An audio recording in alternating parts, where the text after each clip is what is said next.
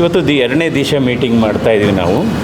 So ಇದರಲ್ಲಿ ಬಹಳ ಮುಖ್ಯವಾದದ್ದು ಒಂದು ಆರೋಗ್ಯ ಇಲಾಖೆಗೆ ಸಂಬಂಧಪಟ್ಟಿದ್ದು, ಎರಡನೇದು ಕೃಷಿ ಇಲಾಖೆಗೆ, ಇನ್ನೊಂದು ಕಂದಾಯ ಇಲಾಖೆಗೆ ಮತ್ತು ನೀರಾವರಿ ಗೆ ಸಂಬಂಧಪಟ್ಟದ್ದು.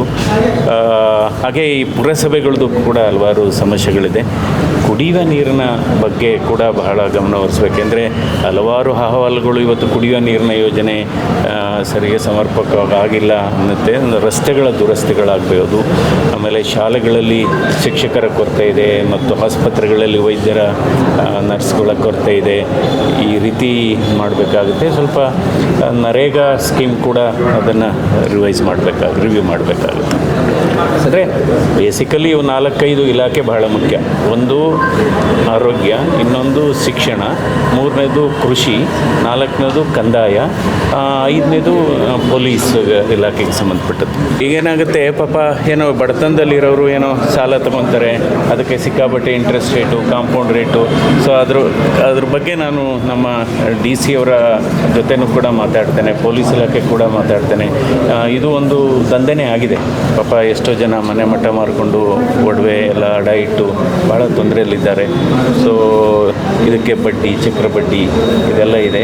ಅದ್ರ ಬಗ್ಗೆನೂ ಗಮನ ಹರಿಸ್ತೀನಿ. ವೈಲ್ಡ್ ಲೈಫ್ PCCF ಹತ್ರನೂ ನಾನು ಮಾತಾಡಿದ್ದೀನಿ.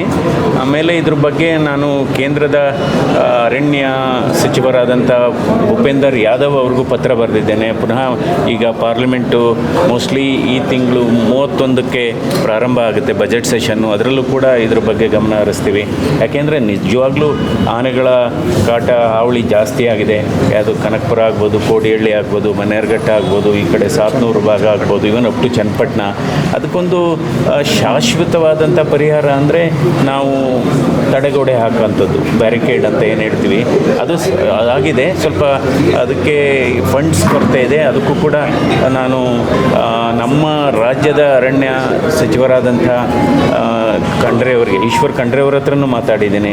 ಸೊ ಅಂದರೆ ಕೇಂದ್ರ ಸರ್ಕಾರ ಮತ್ತು ರಾಜ್ಯ ಸರ್ಕಾರ ಎರಡೂ ಕೂಡ ಇದಕ್ಕೆ ಹೆಚ್ಚಿನ ಅನುದಾನವನ್ನು ಕೊಡಬೇಕಾಗಿದೆ. ಆ ನಿಟ್ಟಿನಲ್ಲಿ ಕೆಲಸ ಮಾಡ್ತಾಯಿದೆ.